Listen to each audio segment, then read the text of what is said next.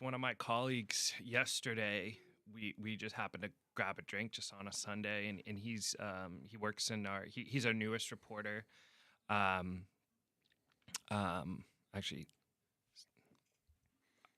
we're not recording it, are we? Oh, we're going right now. Oh, really? Yeah, right. I'm glad you said that.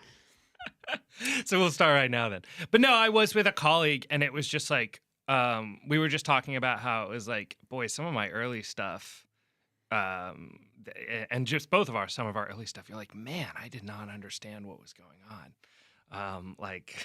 Yeah, you just kind of look back and you just cringe and don't even really reread it. Like you're like, geez, that was really bad. But you figure it out, and then you figure out how to like navigate pitfalls. And some of that's good because then also knowing you're capable of being bad is probably pretty humbling. Because then, with something like what happened with the basketball players and with them reaching out and working with them, and actually not just that, like other stuff I did a little bit before that, but of course this too, you're just nervous of like letting people down. And that's probably like a good thing because it's like you should humble yourself. I think sometimes some of the journalists I encounter don't humble them, like in my education at least. Not like here, but in my educational past, they just weren't that humble. They were like, well, you brought it to me and now it's mine. Well, it's easy to fall into that flow state where you just get relaxed and then you don't Yeah. work as hard, you don't care as much. You're almost just pushing paper. It's like I'm just But I gonna think get it's through also this. like it's like an ownership thing. It's like they feel like all of a sudden they've taken the story and it's theirs. And I don't know that. Yeah, I mean, sure, there's a bit of truth to that. I just don't think that there's like that's a healthy way to operate. I don't think that's a healthy way to think. I don't think that I don't think that that's very empathetic. And I like to think that the approach of having some empathy helped with the players being able to be really honest, and helped the direction of that story. So yeah. Do you think that's a framing issue that they want to maintain control because they want to see it in their own vision and they're worried that No, I if think you it's cooperate, narcissism. it's a narcissism. Yeah, that slips in there too, right? It is. No, you just like it's like. I mean, can you imagine? I think I would. Let me think of it this way. Maybe even another way that I think is a handy, cool thing with journalism, and we could talk about maybe. I don't know that we have to go super broad, like I'm some expert in journalism, but I did. Yeah, I got actually like a little bit about me. So like before, this was my first job. I switched careers. I did my undergrad in theater. And then I moved to New York, and then I was just kind of living there, and I worked at Apple, and actually became like IT certified through my experience there. So I worked in like technical and would do kind of checking in devices for repairs, so regular stuff at the Apple store. But it was a cool experience, and they paid pretty well, which was cool. So that was Doesn't nice. hurt. That was nice. But I was like, of course, I want to do something else, and I said, all right, let me see what I want to do. So I applied and got into the Columbia University for their journalism school, for their graduate school of journalism. And then that was where I got and then my first job out of that, still kind of having no experience, was to come out here and write for the Times Standard. So that was like a little bit about that. But going back to the Columbia thing and about journalism, is it's like there were these. Yeah, I just think with journalism, one thing that's interesting is like, I mean, how many people do you trust? You know what I'm saying? Like think about what it takes to trust a stranger. Think about what it takes for people who maybe have been burned, like for something like this, like they've been burned by somebody that they trusted. Is sort of what the players were expressing. So when you are working with someone like that, like how do you earn that trust? And just in general, I just think, like, would I trust a stranger? Like, I probably wouldn't. And not Like, just a stranger, but a stranger that's going to try to write your yeah, story and frame it and, put it out there on their thing. exactly. Yeah, like it's yeah, like someone you're trusting. Not only are you telling these kind of deep, vulnerable things, but yeah, it's someone who has to frame that. I mean, like I only used a little bit. The latest article had someone on the record, which was Caleb, and I actually still probably wouldn't feel comfortable speaking too much for them and his experience. I mean, what's written is written. But I spoke with his father as well. His father was quoted for the article towards the end. And of course, I said it. He became emotional. He said it himself, I think, in the transcript. It's just like, that's so tough for a parent, That's so tough for a parent to like have that concern for your child. That's something I can't understand. I'm not a parent, but like, when you have someone sharing that with you, like I just think it's weird that that doesn't trigger something in your brain that you have really tapped into something that's fragile and needs to be respected. So let's start there because that's how I came across you. Was your Hmm. story about the Cal Poly Humboldt men's basketball team? Hmm. What is going on there? Because it sounds like it's Yeah. a shit show. Well, right. Alleged. That'll Alleged, be the yeah, for what the is lawyers, allegedly. alleged shit show. So that we can, dot our I's. I mean, the accounts speak for themselves. The quotes from players speak from themselves. I I think one thing that I can say, like how many from this year's team, I think I'm up to 10 players that I've spoken with. So yeah, I mean, obviously there's more players that I've spoken with than haven't. I think it's 8 or 9 or 10. But definitely the majority of the team I think I've spoken with at this point. And of course I'm not gonna reveal who that is, maintain their anonymity. But like I do think it's really interesting, of course, when you have that many people that say the same thing and that want to really put it out there. I mean, athletics, a lot of people maybe will tell you as an aside, hey, I didn't really like this person. I didn't really like, and that's life, right? I mean, just at anybody's job, there's somebody you don't like, there's somebody you work with that you don't like. It takes a lot for someone to say, I think, and especially for athletes, to cross that line of where they're saying, no, something's really wrong. We really think something is really wrong. And one thing I will say, and I think I can say this, I alluded to it in the articles, is that the players, um, I'm so sorry, No problem. that might be a call Do you want to take for that? this story. No, it's okay. It's okay. The due Yeah. diligent journalist, always at work, right? I get these calls. Sorry, I'm gonna put that on silent. I'm so sorry about that. No problem. Do not disturb. Um, the Yeah, I just think it's something where they thought it crossed a line, and I alluded to the fact that several of the players that I spoke with were starters. They were guys who were not in a position that had a gripe, that They're not had riding the bench. they're not right. And by the way, I mean for the record, even the players, who maybe didn't get playing time, I think that their accounts synced up really well. Like I think that's something that you just can never convey in an article, but it was something where it was like guys were saying the same thing. You would interview somebody and they would bring up verbatim something that someone else had brought up, like without me asking. So there was some, yeah, it gave me a lot of confidence in what was going on. And yeah, like I said, it's delicate. Feel free to ask away. Like I'm Well, so for never people- afraid, but I have to think about what I can say. Yeah, you have to walk a line. I'm over here Yeah, just shooting from the yeah, hip. yeah. For people that aren't familiar with the ongoing situation, Sure. what is happening with the men's basketball program? Yeah. So the allegations that the players have leveled against the university that I reported on, and not just verbally. I also, as I wrote in the article, there were emails that did paint a picture that the university was made aware that, and I want to, yeah, I mean, the conduct of Coach Norwood, and they also the broader athletic department, they just thought it was out of line. I mean, I think a lot of the basketball players obviously felt that for the head coach, it was his behavior just was crossed a line, and a lot of them had experience at prior universities where whether it was verbal abuse, that they were saying, he would verbally abuse them. One thing we wrote about was sort of, and something that came up a lot was the presence of basically staying in high-end hotel suites. That he and always had the presidential.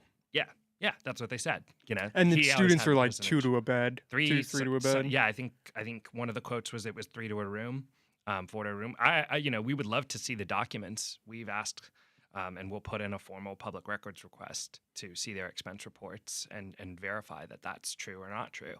But that was what the player said. One player was on the team in 2020 and the first year and said it was the same. He was on the team this year and he said it was the same. So that was something. And then, of course, the hookah being present on road trips, which was, I know a few players had said that they were offered hookah. That's kind of strange, I think. And I think that was, yeah, some people were really agitated by it. Some people were just thought it was strange. But it's like, your athletes, we're trying to, it would be road trips, sometimes the night before a game. It's like, I'm not trying to smoke tobacco. I take my body seriously. And maybe that's a separate thing we could even explain is like, Division II athletics is that's a serious business. That's where scholarships start. I think that's something to be clear about is at the NCAA Division II level. You go Division III or NAIA, that's not really the case. There are scholarships involved, but Division II is where it really gets regulated, and it just becomes a much more serious business. And to be a Division II basketball player, I do maybe want to say also, just to get to that level is astonishingly, serious. And especially in basketball. And I played football in high school. I played a pretty good. I played with an NFL first round pick.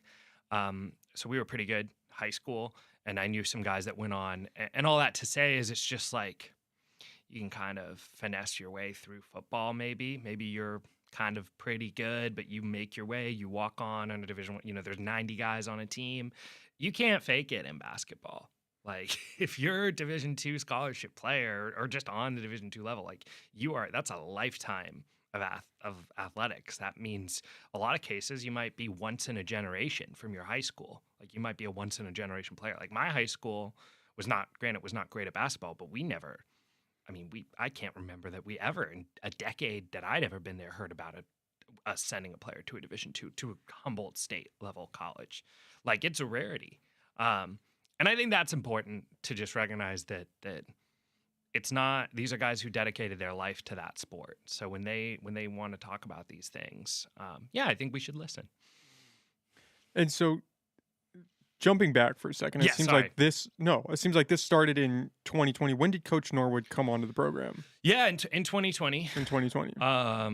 That was his first year. And so he goes out, decides he wants to build up this team to actually be something. He wants to make a winning team. I think if you look, so this most recent article, right, those were accounts, 4 of them, 1 on the record, 4 players from that team. So granted, there's probably still some work for me to do before I speak fully about the 2020 team. But for that team, from what the guys we spoke to, is it was sort of like, at that point it's COVID. You're probably just trying to maintain your players. Ultimately, you're just trying to probably from any strategy, not just his, because I'm not trying to speak for him. But I think any coach that comes in is just like, how do I keep my options open? How do I have as many resources to handle to build a basketball program? So a lot of guys were kind of convinced to come in. I think then maybe now's a good time to maybe we could bring up Caleb and what he had to say. He was a player. That most recent article really was cool for me to write. It was a cool opportunity. But it was, his story is just amazing. He was at San Diego State. He walked on, was there for 2 years. They were 30-2, 2019 to 2020. They would have been probably a number 1 seed in the NCAA tournament.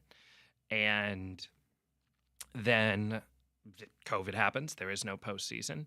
Caleb had been a walk-on, wasn't playing as much as he'd hoped, but was enjoying. He said, well, let me see what I can do, what I can bring. And in his own words, he just kind of said, I think Norwood he knew exactly what I was looking for and pitched me on it. He said, this is going to be a professional program. I need people like you, I think Caleb the feeling was that he was being recruited to help bring his experience in. And then ultimately, as he kind of alluded to in the article and as other players alluded to, it wasn't used once he was there. In fact, probably the fact that he was older, I think he was probably older than most of the guys on the team at that time. I think he was 21, 22. He was like willing to speak his mind, willing to say, hey, try and speaking for other players, and it just was shut down. It sounds like every single time he tried to do that. Well, that seems to be a recurring theme, is that Norwood would try to recruit these guys by selling them a bill of goods. And then they come to the school and realize, oh, this is not what we were promised.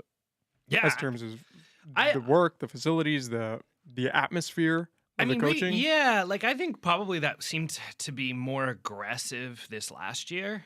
I don't know that, if we're being honest. It started back in 2020. I don't know that. I think it was a different set. I think guys felt that they weren't recruited honestly. They say similar things, but I don't know that it was maybe. Yeah, I mean, they didn't say anything. I shouldn't. I don't want to put words in their mouth. They didn't say the same types of things that the guys from this year's team said. Which obviously, like, there were these guys that there was a lot of guys who transferred in and were like, no, we're told multitudes of different things, as they explained that they were told these different things, and yeah, ultimately it was just they showed up and they said, this isn't what they talked about the meals on the road. They thought they were going to get a nutritional program. They thought that their housing situation was going to be better than it was, and ultimately they were, yeah, shocked and pretty disappointed at once they got here, which is probably, yeah, that's probably not a good thing. Yeah, it's not good to come up here and realize, oh, I have to pay for my housing out of pocket. It's not in my scholarship. Yeah, I mean, again, another thing that I would love to know more about as far as the exact finances, and get expense reports, and we'll see if we can get that data. But yeah, I mean, I think nevertheless, it probably set the table for the season where it was. I did think maybe if I was to say my own opinion, it just felt like that wasn't an efficient strategy. I don't know that guys are going to be bought in when they are showing up and they already feel there's a disparity between the recruiting pitch and What's yeah, happening on what's the about to ground? happen for the next couple months. Yeah. So this air of toxicity, this seems to be referred to, Hmm. the inappropriate coaching style, the inappropriate behavior, did that kind of reach its peak this last season? Was it like a gradual increase of name calling, of kind of threatening students to Yeah, perform? I do feel that again, based on the players and what they said, there were guys that were from last year's team and even from the 2020 team, um, that said that they said that this year was the worst, just in their view. I'm not. I always kind of would ask why. I mean, I definitely think it was worse than last year. It seemed like the tone, again, me kind of interpreting what they had to say, was that 2021, 2022 was maybe a little bit more manageable. I think guys talked about certain things that they didn't like, things that represented eventually a pattern of what they considered to be misconduct. But in 2022 and 2023, yeah, those same players that had been there basically all said it, in their own words, that it was worse. Um, I mean, why exactly? I don't know. I don't know. I mean, I think one thing we talk about in the first article is the mental health stuff. That was That's a pretty big issue that's brought up. that was pretty shocking.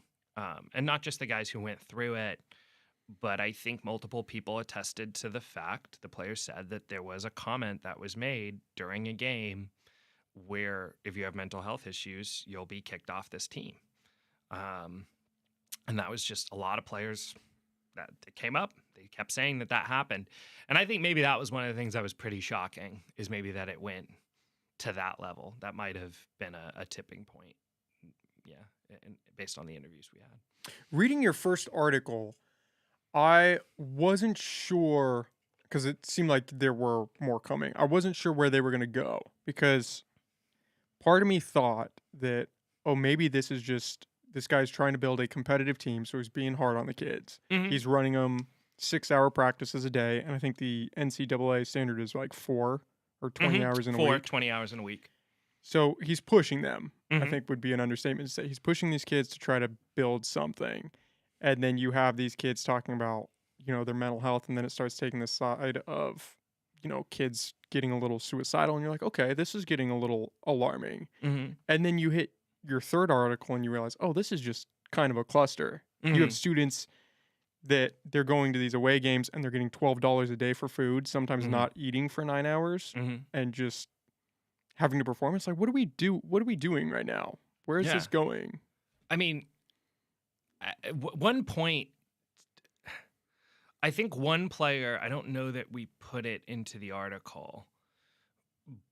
I'll just say it. Yeah, again, I know that this was part of an interview. This was what a player said, and it didn't make it into the article, but this was one perspective. And actually, just to be clear, there's a lot that I didn't use. I mean, there's a lot that maybe could still be included in future articles. I'm not going to rule it out, but it was just stuff that guys had certain individual things that they said that, I mean, the stuff that I ran and printed and wrote about, I think was all stuff that multiple people had attested to. I don't think anything was short of at least two people saying that it happened, and usually more than that. Um, but like we had one player who basically said that for the team's last game, that they just didn't also feel like that not only was meals an issue, but they were asking for, he was bitter. And again, maybe take this what you will, but he was bitter because they didn't practice eff- sufficiently, in his view, before the team's final game. Meaning that in his view, he was a shooter, and he was like, I needed to adjust. He said something to the effect of like, I needed to shoot in that gym. I needed to be able to kind of just get my sight lines kind of lined up. And sort of that the response was every court's the same. It doesn't matter. We're not going to do that. And I don't know. Again, I wasn't there, so I don't know exactly how much they did or didn't practice. But I just know the players express dissatisfaction, and they went out. And actually, if you look at that game, I wrote about it at the time. They played a pretty good game against Sonoma State, except for they couldn't shoot. So it's really interesting that they later correlated. They were like, well, we couldn't. They felt that they couldn't shoot because they weren't dedicating the right amount of time. And I think that's sort of interesting, is what they were saying about just sort of dysfunction. The players were trying to explain is like sometimes it would be too much hard work, and then other times it wouldn't be enough. I So it's mean, almost inefficient in how practices were structured. yeah, I mean, I think that's what they were trying to characterize, is like is just dysfunction. Yeah, ultimately, I think that's some of it. One thing. Let me say this, because it'll it'll it'll give you my opinion, and really just take away from Humble. I'm not really. I'm not trying to take away from, or regardless of what Humble is or isn't. Let's just set that aside. What I do think in basketball, in my experience, just observing basketball for a long time, and in my graduate school education in journalism, which granted is not perfect, but I do think that a lot of coaches would attest to the fact that there's players coaches, and then there's kind of like hard coaches. And I would say that there is a lack of maybe cohesive strategy, where it's like, hey, do you want to have homegrown players? Do you want to have homegrown players? Do you want to develop a system? Do you want to coach them hard? Um, that's something that works probably. If you want to, then there's, do you want to bring in, half your roster as transfers from other schools?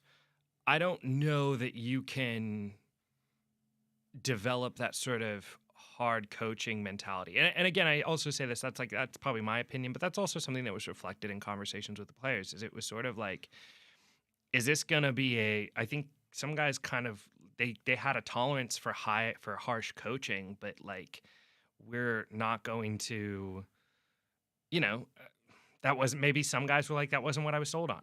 Some guys came here as graduate transfers, and it's like, or close to that. And it was just like, yeah, I thought this was going to be, I'm a mature guy, so let me do my work, I think maybe is what they were trying to say.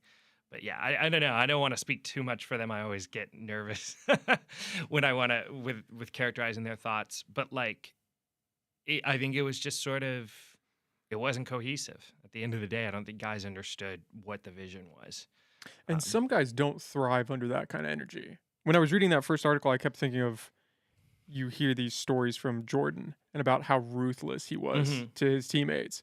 And so part of me kind of wanted to attribute that to this situation and think, oh, well, maybe, he's just trying to almost beat him into the grindstone to build him back up better in a mhm, way. But I think you could make the argument there's a difference between a coach doing that and a player doing that. If your coach is mhm. just shitting on you constantly and just running you into the ground and you guys aren't making progress, what's the point? Yeah. We're just being abused to be abused in a sense. Yeah, I think also maybe this day and age too. I don't think the players said this, but this is maybe my speculation. I do think that it's like, you can we live in a different society. Actually, let me pivot. Let me say this. Let's again try and leaving out humble basketball, but I'll tell you some of the reaction I got. Right, I had mentioned that there were some people who respectfully emailed me or reached out or made comment. I mean, I don't know. I heard there were comments on Facebook that maybe weren't respectful, but I didn't read those. But Smart decision. yeah, yeah.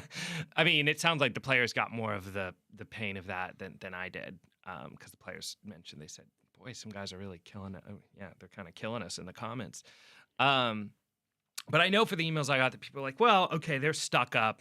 You know, they shouldn't have done that. They should have handled it internally, this and that." And again, actually, let me just set this aside. Okay, I will answer those critics to say this. I don't think that we're not in the same society that we were in 20 years ago, for better or for worse. You know, maybe you think people should be more hardline.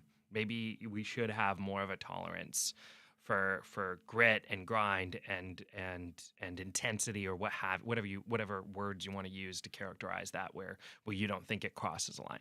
The truth is, I don't. Where in real life do you find that anymore? Like, go look at a company, look at Apple. I worked at Apple. Look at Apple or Google. Like, do you think those are some of the highest paying corporate jobs, right? I mean, if we're talking about people being successful in life after sports, right? Well, that would be great if you could get a job at Google. I mean, and I don't know that, I'm not saying what players would study if that could work or not, but I'm just saying, I think if you're moving on to a corporate structure like that, it doesn't work to be an asshole. Well, that's another interesting Like, comparison because Steve Jobs was the biggest asshole, sure, right? sure. But even then, right? Is that how Apple's run anymore?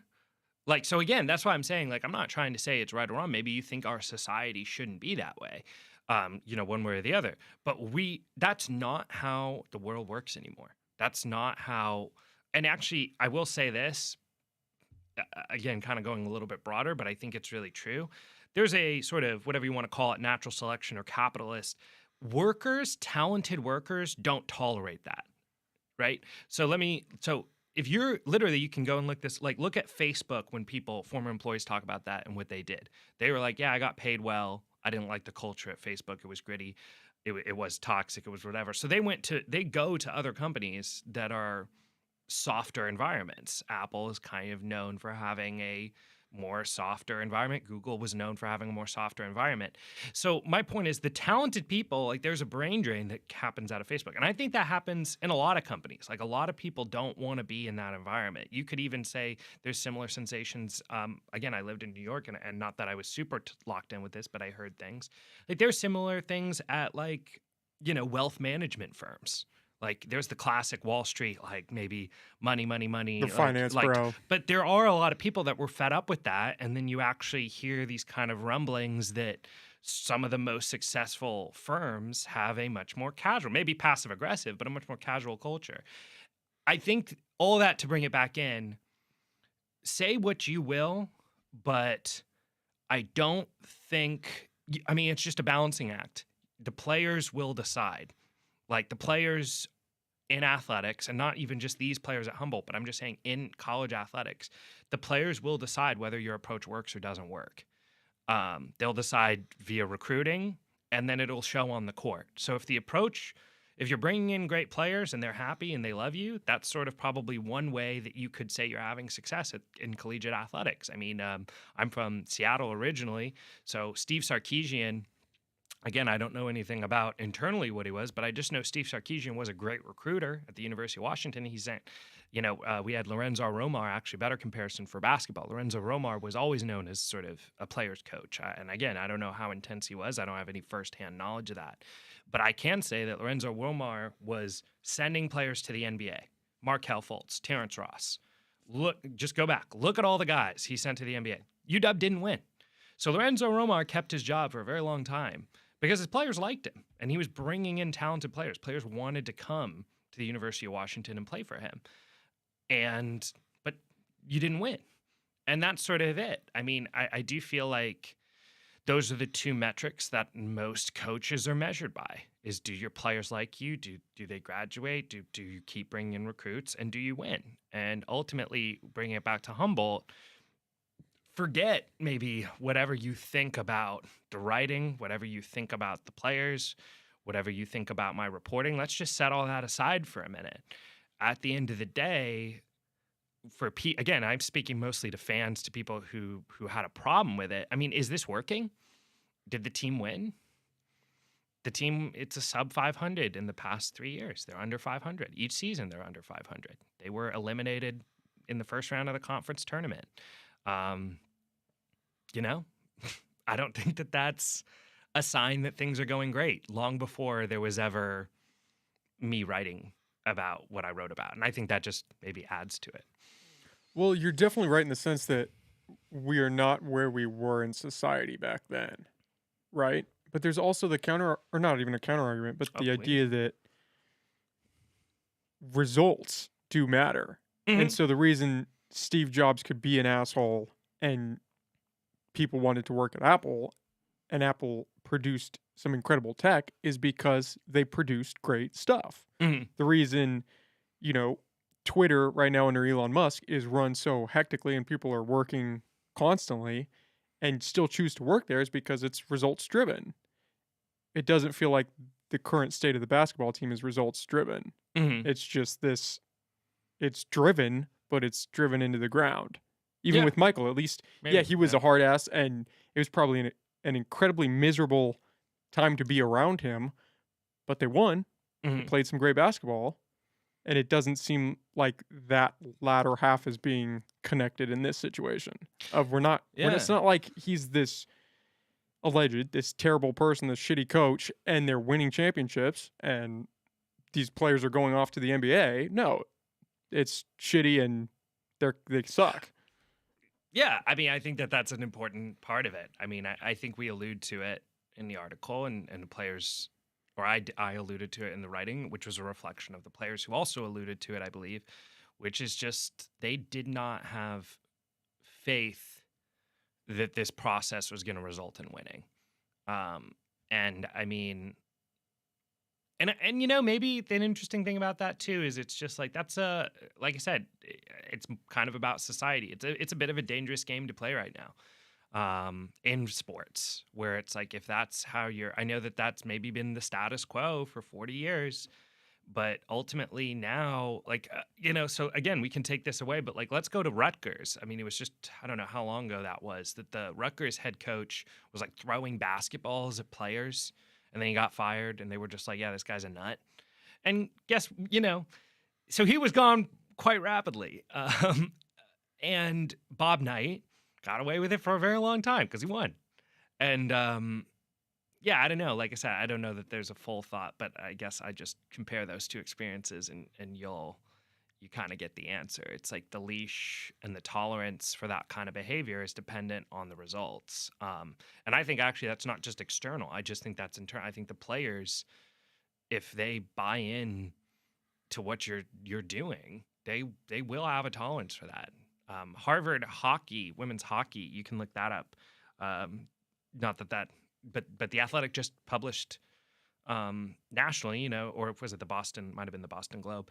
But the Athletic was the article that I read, which was citing the Boston Globe. And anyway, it's a similar kind of thing. Actually, more long period, it would be a winning culture, what you would consider to be a winning culture. But nevertheless, like even then, if you push it too far, like yeah, you'll have allies because if you win, but it's a dangerous game to play. I mean, I think that we are entering an era where management and all that kind of has to be a little bit of a softer hand approach. I just think that that's for better. Again, for better or for worse. I'm not here to tell you that that's right. Maybe you can make a strong argument that it's wrong, but it's reality. And ideal for me, I think actually maybe that's something just for me personally. When I get into these things and how I view any of this, I deal in reality. I don't deal in what I perceive to be right and wrong. I deal in reality. Well, I think anybody that's played sports has probably experienced that one shitty coach where it's just shitty for no reason. Not shitty to improve the team, not shitty to make us any better, just shitty to be shitty. Mm-hmm.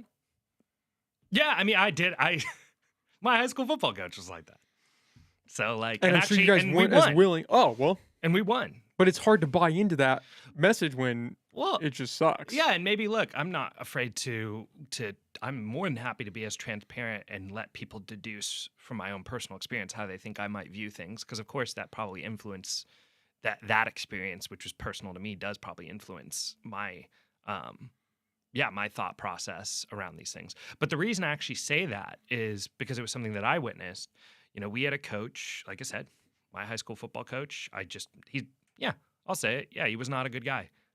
He was actually perfect example. Very, very smart with football. He was defensive minded, and he was very good at developing a scheme and executing the scheme. So cool for him. He was great. He was just horrible with people and not a very good person in general. Um, but what I'll say is this: is it is weird because at the same time, even then, like, so my best friend was a running back, but he was also a state track finalist in the state of Washington. So as a junior in high school, he was top 8 in the state. And I think 5 of those guys were seniors. So he was basically one of the 3 fastest people, literally, in the state of Washington going into his senior year. But that coach, like my friend, did not take it. He would mouth off to him. He was like, you know, I'm not going to take your crap. I think you're an asshole, and I don't care. So he didn't really play. They put someone else above him, and guess what? The year after my senior year, we were in the state semifinals. We made it to the Final Four. The next year, they were 5-3, and it's like, or 5-4, and it's like, you didn't play. You had one of the 3 fastest people in the state, and you thought he was a backup. Like, it is weird how. So yeah, I don't know that I believe in dictatorial coaching. I don't know that I think that even when you're really good, I don't know that it works long term. I don't know it's sustainable long term. You could even argue Apple. You've mentioned Steve Jobs, but like Johnny Ives isn't like that. And who really? Steve Jobs had vision, had execute things. He also probably smartly, second time around, insulated himself from some of his lower level employees. I mean, if you kind of look, he probably dealt more with the board. I don't know that he was as hands on. Some people the myth of Steve Jobs kind of says maybe he was.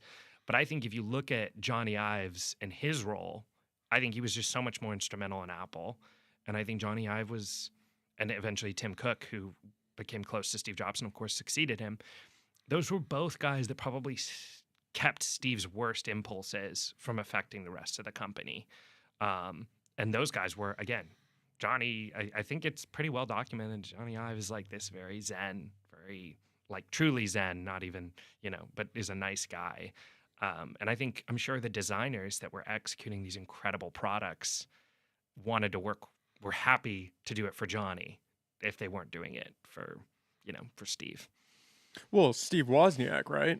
Who seemed to Steve be a little Wozniak's more another one, yeah. mellow. Mm-hmm. But you have to wonder if, because my understanding is it was Wozniak's idea. Like, he basically designed the initial concept and everything.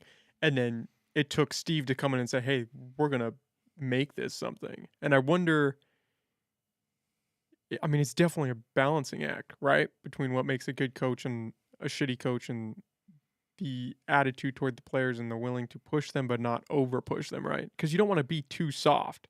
I would imagine that leads to equally, not necessarily painful experiences, but you're not going to win if you're too soft, would you say? Or what would you say in your experience covering sports and talking to these coaches? Is it better to err on the side of too soft? Like, maybe we could say, shoot, how about this? I won't mention who the coach was, but one of the games that I covered against one of the best teams in the conference that Humboldt played, that coach was intense, but he was, I think this maybe is one thing of where it works, to say nothing of Humboldt, but this was just something I thought it was fascinating to see that it probably his style was working. And he was like, there was a player that was complaining about a call. This was, of course, at Lumberjack Arena in Arcata. One of his best players, was complaining about a call. And the coach, I believe, said, again, I mean, it's great because I don't have to reveal who the coach was, so I guess I can retell it in my own words. I believe he said something to the effect of, hey, the player was talking to the ref, and he's like, he's pleading his case, he's like, and the ref's kind of not having, and he said, hey, shut the fuck up. And like, you might be like, whoa. I mean, I know when I first said it, I was like, oh, this guy, like, what kind of guy is this guy? Like, he just, hey, hey, shut the fuck up. Next play, shut the fuck up. And, but as it happens, I was sitting closer to the bench. So he comes over and they talk, he said, hey, I'm sorry. And he just says, the thing is, we're on the road, man. Why do you think you're going to get that call? Why would you even waste energy making that call? Why would you even potentially antagonize the ref? We're probably not going to get good calls. And that was their view. Actually, I don't think that was officiated all that poorly. But like, they were like, that was the message. So he had this message for his player. He stepped up immediately and kind of had the authority to try and get him back into it in the moment. And I think that worked. But he also had the intelligence to come over and apologize to his player and say, I went too far, and then explain why he went too far. And I don't know. I don't know. Maybe that player still is annoyed by that. But I do think that approach, that was an example of an intense approach that seemed to be working, where you can have that intensity, you can have that sort of dictatorialness, but you have to come back to some sort of a baseline where you maybe are capable of apologizing and recognizing maybe if you went too far, listening to players, which he listened to. I mean, it wasn't even just that he explained it to him. It was he listened to the player and he said, it was calm. It was just like, he's like, why would you think we're going to get that call though? Why would you think that? And I think that again, I just think that's maybe an example of a healthy environment. And it's tough for me to say all the examples of maybe what this constituted an unhealthy environment. Like I said, the players have their quotes in the article and they kind of explain it. But yeah, I think there's a line and it's difficult. Well, that's almost a perfect example of tough but fair, right? Because you're tough in that moment to kind of snap your player back into it, and then you're fair by explaining, hey, this is why I did that. We need to focus. Here's the situation that caused me to do this. It would have been different if we walked over and said, hey, what the fuck were you doing? Like, shut the fuck up, don't talk to the refs, and just left it at that. That would have just been tough. Yeah. And then maybe the player doesn't respect you. Maybe now you have this point of friction between you and your team, and it devolves into chaos. Yeah, and look, I saw probably less functional stuff on the other sideline at Humboldt. But actually, at the time, though, I don't know that I recognized it, but it didn't seem great. I don't know that I would have sat there and said that I witnessed, as close as I was, I don't know that I would sit there and say that I witnessed any instance of full-on abuse when I was closer to the Humboldt bench for all the games I was there. But it was interesting, like I said. I'm not even trying to speak on them. I'm just trying to say, when it works, it's interesting, and that's where it works. And I do think that we should listen, obviously, if players think it doesn't work. And ultimately, they are, like I said, the two barometers are what do the players think, and are you winning? Those are the only two barometers that matter in this game. And again, that's not specific to Humboldt. That's everywhere. The only two things that matter are what do your players think and do you win? That's college athletics. And almost more so, what do your players think? Because if you can't even recruit players to play, you don't even have a shot at winning. You're not getting out of the gate. Yeah, and I mean, I think one player said if this keeps up, you won't have a soul playing here, something to that effect. I think that was in maybe the first or second article. Yeah, I think that's true. Basketball is a small world. Not a lot of people reach this level. And it's not probably, you have to be very careful because that may not be sustainable. The players talk. It just may not be sustainable if you continue to operate that way. Well, players talk, and it seems like coaches also talk, because that was another recurring theme, is that there was this fear of retaliation from the coach. If the players spoke out or if they tried to leave the team, the coach would somehow interfere in them transferring to another school. Yeah. I would love to talk about that. I would really love to talk about that, because I can say in really definitive terms, and again, this isn't specific to Humboldt, but this is just something that I think, again, answering some of the critics, is guys, people have to understand that. So, I mean, first of all, let me think about it this way. I get it. It's awesome. Basketball, cool. You get a scholarship to play a sport. What a dream, right? But there's another side of it, which is whether at these Division II California state schools, what is tuition? Let's just say it's I don't know exactly what it could be, but let's say it's $10,000 a year.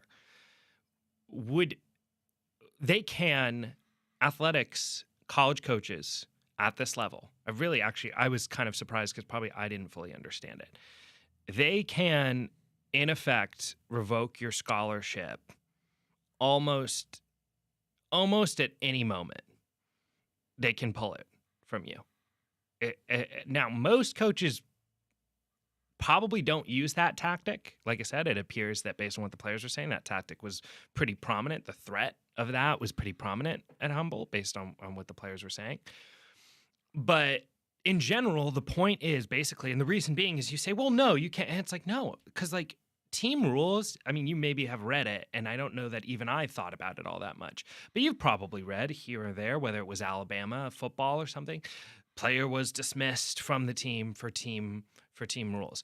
Well, team rules could be insubordination. So let's just say that like you have a coach who you're trying to say, maybe he just said something in practice that was off color that you thought was really, really wrong.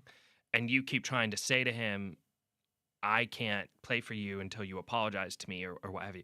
The coach could just say, you're being, you are questioning my authority. You're off the team. You're off the team. Like it literally, team rules is completely arbitrary. Nobody regulates what actually, I mean, like I said, it doesn't even have to be for Humboldt, but like try and go and ask if they have, like ask a university, any sport, what are your team rules? What are the rules? What is the violation? What's the punishment? What's the structure? They get to choose it entirely. They can shape it however they want. There's nothing says that you have to. So now let me bring it back to this. Why did I mention the scholarship thing? Imagine you have a job and your job is $10,000 a year and maybe they cover your housing, right? But the condition of that job is you are every single week threatened with being fired. Do you want that job? I don't know.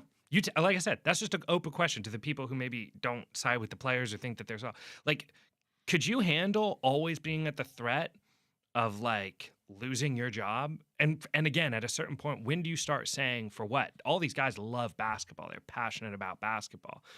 And like I said, I think the leeway even varies, right? Like probably if you're at Stanford or UC Berkeley, where that education is $50,000 a year, then maybe you're saying I have more of a tolerance for that kind of behavior, again, right or wrong.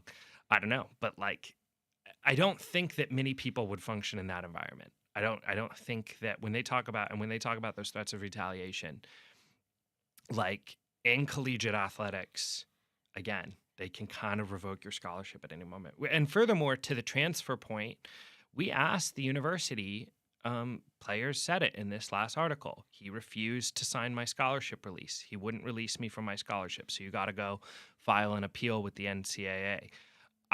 In my reporting from the players I did interview, I don't know that I found one player that was fully willingly released from their scholarship. That doesn't mean that they don't exist. I'm just saying I didn't speak to one.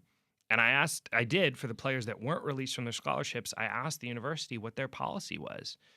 And they really didn't answer. They referred to, I forgot what they said. I think they referred to like an NCAA rule on transfer. They literally referred me to like the NCAA rule book when I asked them that.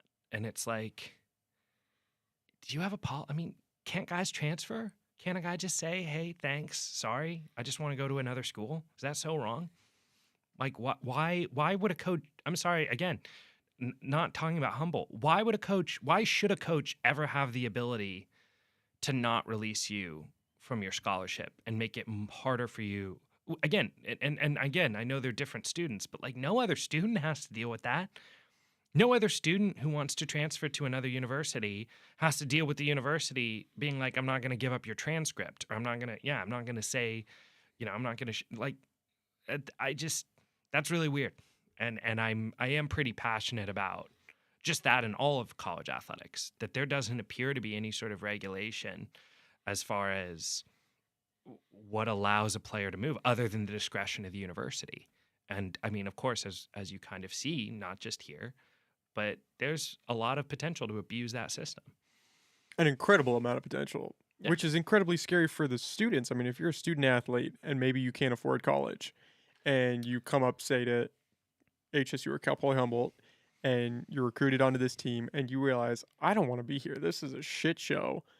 You first off, you can't transfer because he's not going to let you out. But even if you could, what if you're bad mouth to that coach so they don't even want to give you a scholarship, so you can't even go there to play, and now you're just locked into this situation because you can't afford any other school without a scholarship, and you can't get a scholarship if this coach is talking shit about you and saying, "No, they're not a good player. And We're going to pull them." again, that was the right. I will say that was the opinion of that player that he And felt that's that probably he an was extreme circumstance, but it derailed. seems like there are a lot of extremes going on in I this mean, circumstance.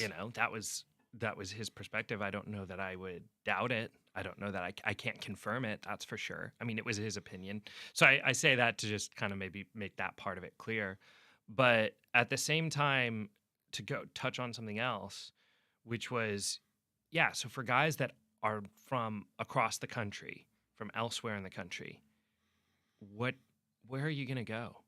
The university has the power. If you are low income, the university has the power to all of a sudden make you pay for your housing. So your housing, where you had a place to stay, where you had a roof over your head, all of a sudden that costs thousands of dollars that you don't have. Like, and then a lot of these guys come across the country, they may not have cars. So literally, what? How do you leave? Yeah, where are you going to go? Literally, How are where you are going to you get going to go? there? How are you going to get there? And then, so when the threat is we're going to revoke your scholarship or you're going to be kicked off the team, there's no regulation for that process. Again, I mean, and again, I'm not talking about Humboldt, although I asked Humboldt if they had a process, and they never explained to me what their process was or if there was one. But for any university, like I said, as I was looking it over, there doesn't appear to be. It appears that the university has full discretion over that process, over team rules, over whether you violated team rules, and whether that constitutes the point where we're going to revoke your scholarship and kick you off the team. Like when that's all arbitrary, I mean, just like I just think that speaks for itself. Like imagine you're literally looking at being forced to pay thousands of dollars you don't have or be homeless. And then you wonder, why do guys comply and why do guys feel trapped? Why do guys feel the need to speak out and try and get and use whatever other resources they have at their disposal, which in this case is the fact that they're actually prominent figures. And as kind of shows by this article, when they decide to use their voice, people will listen. I mean, but to the people that think that they shouldn't do that they shouldn't, I mean, that is, yeah, I am sorry. That is so insane to me that you would say that there's one form of recourse that the players have. One, it's their voice and it's in public media. That's it. That's it. I mean, you tell me, because if they go as they did, as many of them did, they went to the athletic director and nothing happened. And I'm sorry, actually, I can say that definitively. We had emails. We saw the emails. We know that the university at least was informed by Caleb Giordano's father in February of 2022. He had explicitly stated, I forgot the quote's in the last article. He had explicitly stated that there was misconduct going on and abuse and that it made his son depressed in the men's basketball program. And what did they do? I don't know. I asked them. They didn't answer that. So, but yeah, like I said, when you have one form of recourse, like you're only, and people are kind of sitting there critiquing it, saying you shouldn't use it. I don't know what to, I don't mean to laugh, but I just think it's a laughable logic that you would say that people should be good soldiers and should Just suck it up. and just suck it up. Was that kind of the biggest critique you got? Was the players should have handled it internally? Yeah, it seemed that way. I mean, some of that. Yeah, one of the emails that I got was also just questioning the language that they use. I mean, frankly, I thought that was also just came across to me as bigoted. Obviously, the majority of the players on this team are black. That felt like it was bigoted that critique, and maybe that's unfortunately some. I mean, I don't want to throw that word around, but if you're critiquing how people use language, I could critique how people here talk, being that I'm from New York or that I lived in New York for 5 years, and I say, oh, you guys use slang. Like, you could critique the way anybody talks. I mean, I think that that's a really rude, I guess, inconsiderate thing to say. Um, and aside from that, yeah, I mean, I think that they were, yeah, dumb jock maybe is the belief of these other people, is there, critiques like that. I don't know. Um, by the way, I mean, just for the record, I will say, speaking to the athletes, speaking to their parents, I've spoken to a lot of different people.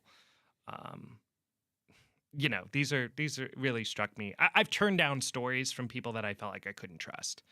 I think these are a lot of people that come from really good families. I think that these were parents.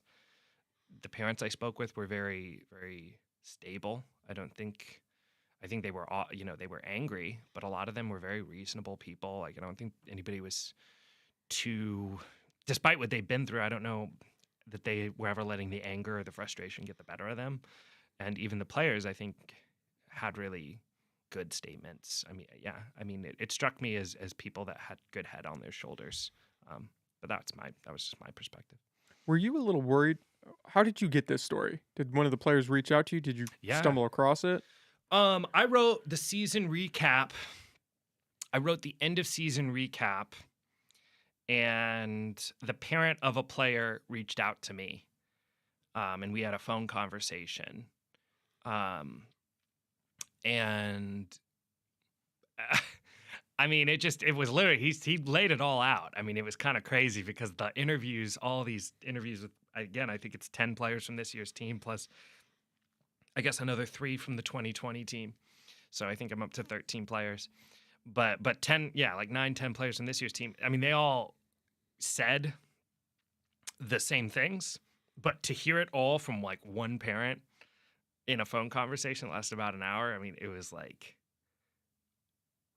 not that I didn't believe him, of that parent, but it was just like, wow. I mean, and yeah, he was livid. Um, and he just said, you need to look into it. And I basically kind of asked the parent, yeah, the father, I'll say that because it's pretty clear that I'm saying it's the father of a player. So the father of a player, I asked him if he could kind of help put me in touch with people, because it's like, I hear what you're saying. But I need to start speaking with people then. And, he kind of just got it started as far as, and can actually, I think, connected me. I think the first couple of conversations, he actually connected me with other parents. So it did all start probably with conversations with parents. And then it went to talking to the actual players.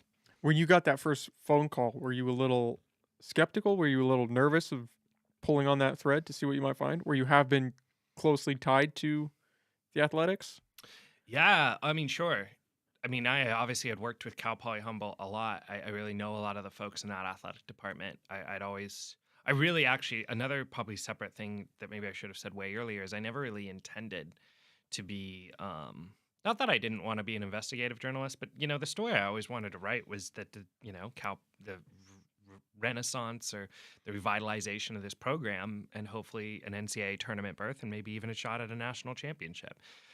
That's what I want to write about. That doesn't mean I'm not afraid to write the truth. The truth is the truth. Reality is reality. But if you ask me what I would rather be writing about, like, no, I don't want to have to deal with scandal. I think I'm equipped to do it. And actually, probably it's better to be reluctant, maybe in some ways. Probably makes you a little more cautious. Makes you a little more cautious, makes you a little more fair. But yeah, once it was becoming clear, I guess I don't know. It was what it was. I mean, yeah, going back, I mean, what was it like with the athletics department? I don't know. I think I do feel maybe a little bit, I empathize with this notion of like, you didn't I didn't feel like maybe you were being totally honest with me. Felt a little betrayed. Yeah, I felt like maybe when I write this stuff, and to this day, when I ask questions, I don't always get the feeling that they're being totally, yeah, I mean, I don't want to, I guess, accuse them of anything, but I think it would be helpful if they were more transparent, maybe. I mean, is that fair to say? I don't know. I, it feels like the public, as a public university and the local community, would appreciate knowing a little bit more. I think I'd appreciate knowing a little bit more, and getting a little bit more clarification. It doesn't feel like we're getting that. So what I should say is I don't mean to speculate as to what their reasons are, but I do feel like I don't fully understand it. I feel like I'm still trying to get more answers. I think I don't know if the public who read it, I get phone messages from folks who I think, and emails, who I think feel similarly. Like, I think they're just kind of wondering a little bit, just can we get more of an answer from you? So yeah, maybe there was a first part to that question I feel like I skimmed over. No, I feel like you brought up an interesting aspect of the story is that the university's response seems to be severely lacking. And that was something I didn't fully understand as to why. It seems like these issues were brought up on at least a few occasions and nobody's done anything. Doesn't even seem like they have a desire to even look at the story. Mm-hmm. I like I said, I always get I don't want to pay nervous at commenting, but you said it. All I can say is I don't think, I know I got emails. I mean, I always am very like, hopefully, if anything, a takeaway could be that I try to be very diligent. So it's like, I'm thinking about what is the material I have that literally attests to what you're saying, and to that point of view, is that just my opinion? I do think it's a little bit more than that, because I think I do get these anecdotal evidence, these phone messages, emails from people wondering, can we just wanting to better understand what happened. I mean, I think one email I sent to them, I asked about the hotels. For example, I don't think this was the only time I did it, but I do recall this pretty vividly. I asked them, is that true? And I maybe people perceive that to be some sort of a loaded question. No, I mean, if you refute that, if you think that this account of events is not accurate, can you please tell me? Like, I'm more than happy to hear your side of the events. Is there an aspect of this? Is there context we're missing? Yeah, like, if it help me better understand. I feel like is what I ask.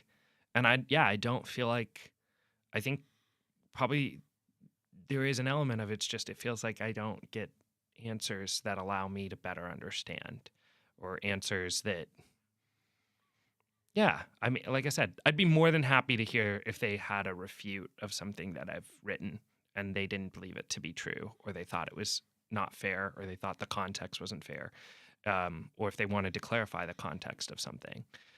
I would be more than happy to hear that, but I don't feel like they've ever, I don't know that they've ever provided that statement. I mean, one point now that I think we're still wondering about, I asked them, and I want to know who is the, I think this is fair. I think the public would like to know what their investigation, like they said that they had retained an outside firm, I believe was what they said in their own statement that they provided after the first article, to do an investigation, like an outside legal firm, I guess. And would like to know who the firm is. I don't think that's, I mean, if you're saying you're going to have, I mean, an independent investigation, I just would be curious to know who's handling that. That doesn't seem like too big of an ask. That didn't seem like a very big ask. I don't know. But they said, no, we can't disclose that. And I said, okay. All right. Do you think they're hoping that it'll just go under the rug?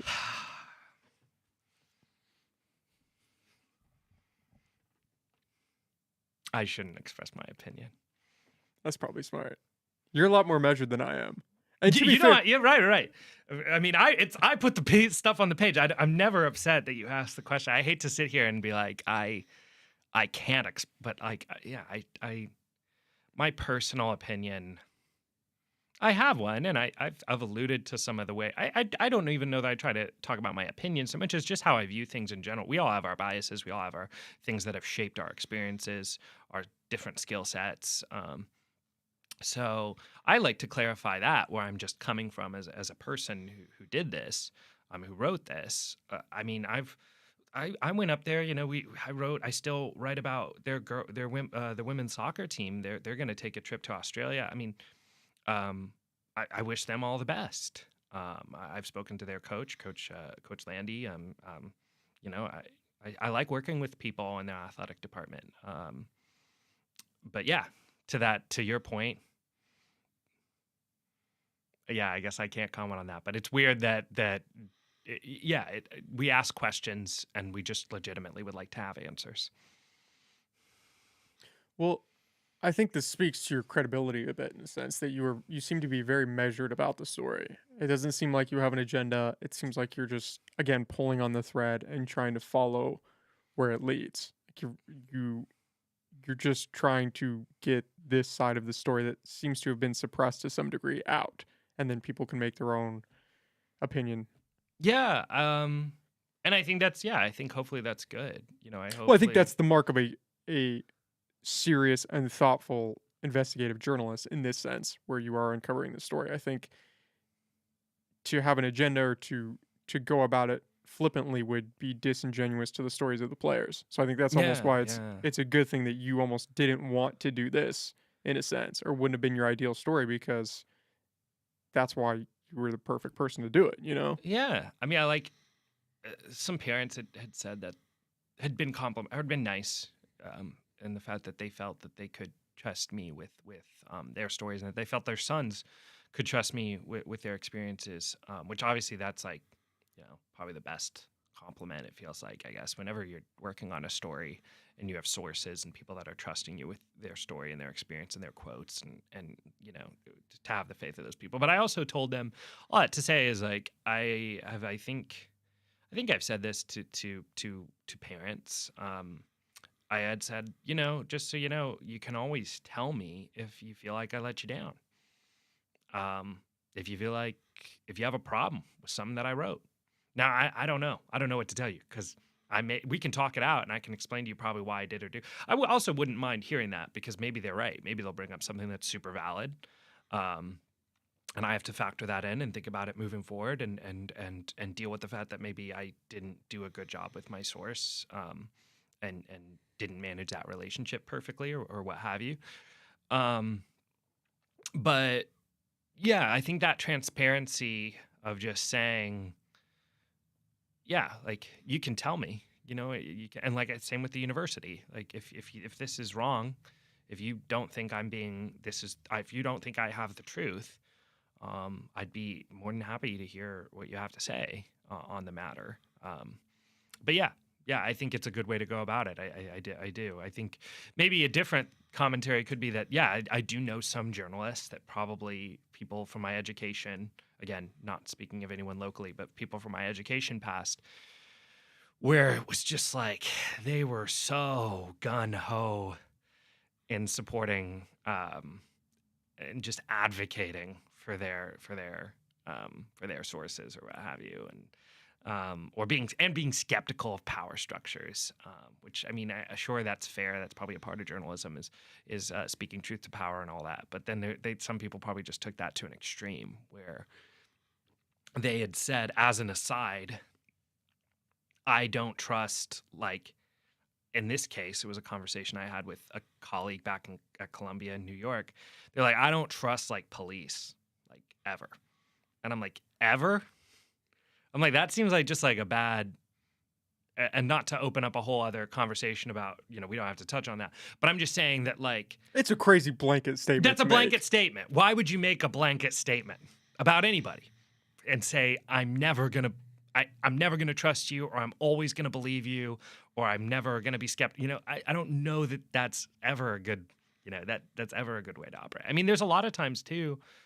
Again, like I don't know that I sit here and ever believe in right and wrong. I'm not here to tell you what's right and wrong. I'm here to tell you what happened.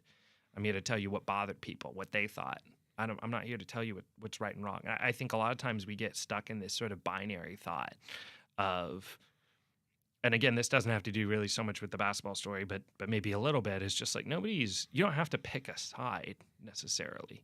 It just is what it is. Well, and that seems like a foreign thought in media today. It seems like the role of a journalist has gone from let me just present the facts to here's some of the facts and here's my interpretation of those facts. Yeah, and I mean, how do you eliminate that completely? We're all human. Sure, I'll defend that.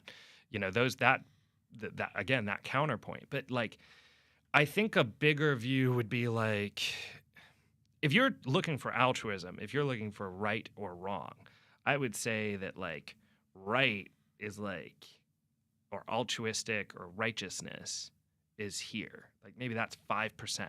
95% of it is just people with motivation. And they thought that they were doing this, and they thought like you don't have to. It just is what it. Like I said, I mean, sorry to. Maybe this is a stupid idea I'm trying to articulate, but it just kind of is what it is. It's well, it's like, not black and white. It's not you black can't and white. Put people in this box of Yeah. Oh, they're 100% this way or 100% that way. I mean, it's new. We're dealing with people in these stories, Exactly. and people are nuanced. People are nuanced. Yeah, like it. So people could be flawed. I mean, you could have a valid accusation, for example. Again, not really talking about Humboldt basketball at all, because, but just in general, I think it's a lens that you think about it when you're receiving information. You could have, actually, I will use an example. I won't say what it was, but I'll give you an example. There was a story that a different publication published, where it was, yeah, kind of similar type of, not similar, but they had accusations. There was some accusations being thrown around. And it kind of felt like when someone reached out to me, because it wasn't something that we ran, but somebody related to a source related to that other story, kind of wanted us to pick it up and also report on it. And if you just wanted to take it at all at face value, I just kind of wondered why. Why? Maybe, and actually, not to say that their accusations weren't true. I actually probably, when I did vet it, even though I never really pursued it, when I did have a look at it, I said probably this accusation is true, in my view. But I didn't have faith in the source. For whatever reason. Not that I didn't believe their accusation, but I literally didn't feel like I could work with that source. I just thought that they weren't going to be honest with me.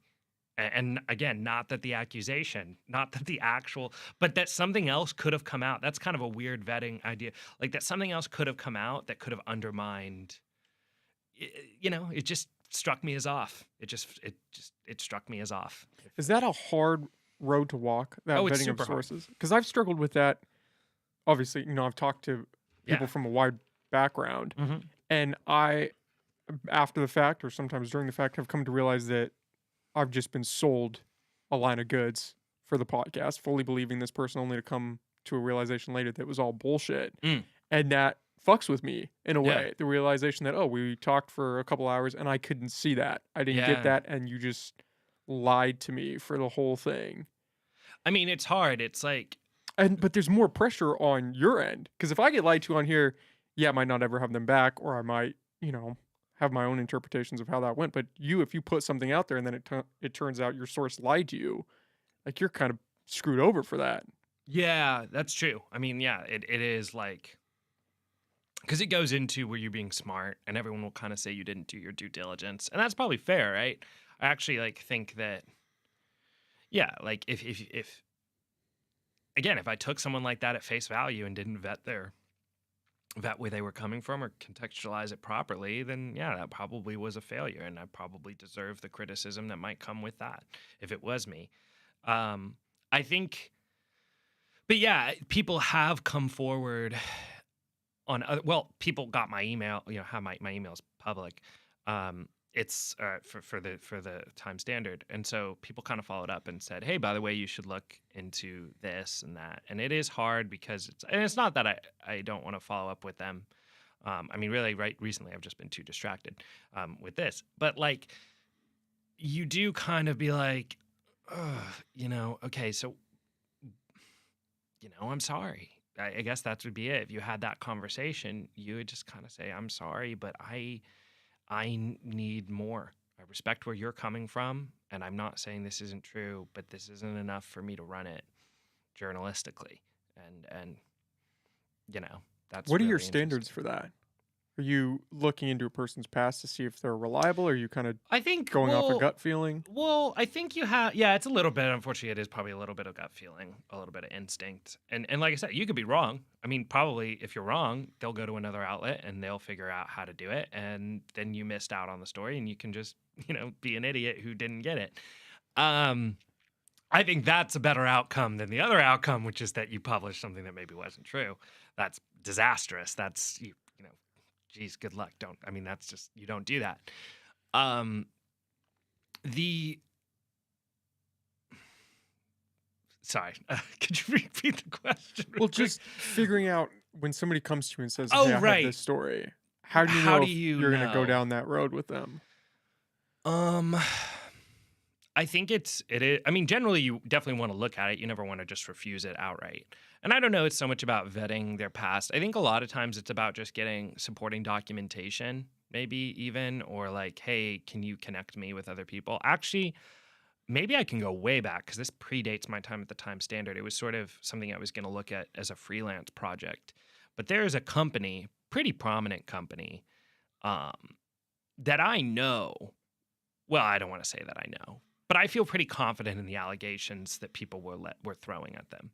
Um, they, yeah, I spoke with some former employees of this company, and yeah, they had detailed instances that were just pretty insane. I really won't. All these things actually were, as I'll get to. All these things were off the record, so I really can't give you much more information, unfortunately, other than that. Other than to say that it was a prominent company, and it was just unprecedented levels of sort of, and like this sort of just culture, internal company culture that had just gone to an insane level. Um, but guess what? I spoke with like 4 or 5 people. None of them wanted to be on the record.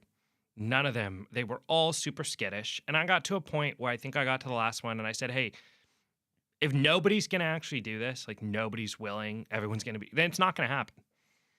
I believe you, but you're not doing anything close enough that could ever make this get published. So do you care about getting out there or do you care about saving your own skin? And they probably didn't really trust me. That's okay. At the end of the day, I can't control how they feel. So they didn't trust me and they didn't want to go there. And, we scrapped it. It's kind of crazy because it's like I said, like, I think that stuff was true. I don't think that I had false allegations, but the people were not willing to throw their weight behind it. Um, and so you do sometimes have to kind of, you don't want to pressure anybody, but you just have to be real with them and just say, yeah, this doesn't work right now. Like right now, you haven't given me enough that I could do anything with it. Like this won't go anywhere. Like you got to throw more of your weight behind it. You got to risk something, unfortunately, if you want this to get out there. Um, that's just it. Does that make or break a story if a source is willing to come forward with it and be on the record? And it's not just that, right? Cause guys, for all these people that are anonymous, every single one of those things was recorded. So there's an element, as you can imagine, of discomfort as you explain to somebody, I'm going to be recording and you're going to state your name and you have to trust me that I'm not going to reveal that. Like that's kind of the level of trust that you are dealing with. And that is sort of a testament, right, to the fact that like, yeah, maybe they didn't fully come forward, but do understand that when we write that stuff, none of it is ever like notes. It's recordings. It's recordings with the people. They identify themselves. Um, so that there's a level to it. There's a level of coming forward, right? Of taking that step, taking that leap of faith. And that's one of the steps. And then the next step, obviously, is to use your name and all that and throw your full weight behind it. We couldn't, when somebody can't even get to the second, like step two, which is I'm not going to use your name, but I need to be able to record you and hear what you're saying. It's like, yeah, you're not worth, I'm sorry. It's not worth my time. You're wasting my time. And not even to be narcissistic, like it's my time. It's just like, it's not going to go anywhere. We're not doing, that's nothing. That's nothing. And it won't have an impact, unfortunately, because you can't try doing that on, like, I don't know, try doing it on social media where it's just like an anonymous, like, social media. Like with that story, people did that. They basically like said stuff on social media on like anonymous channels, like Reddit type forums, things like that. Guess what? Nobody even has the slightest idea. Like that got no momentum. Like, and I still am sitting here like I know that it's probably true, but like What can you do?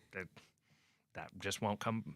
The people who have the information don't actually want to take the step to come forward. And again, all that say, I do want to add, again, nothing to do with Humboldt, nothing to do locally, nothing to do with the time standard. That all was like, yeah, well over a year ago, I think. Was it hard working with the students? Because I believe Caleb was the only one that came forward on the record, Mm-hmm. right? Was it hard? I mean, did you want the others to come forward? Did they kind of Yeah. want to? Were they hesitant about doing that? I don't want to speak for them, but I know that it's been talked about. I know that it's been thought about. I actually know that also, like, they're young men.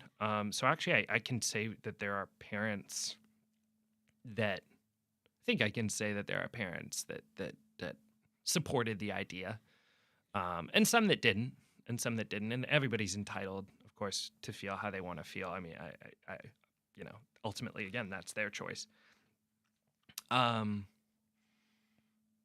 Yeah, I don't know. I mean, like I said, I totally, they had valid fears of retaliation. I did tell them that, like, I mean, from my perspective, I think I said this to when that came up. This is what I said, and I don't have a problem saying this as well. As I think that they would get a lot of blowback.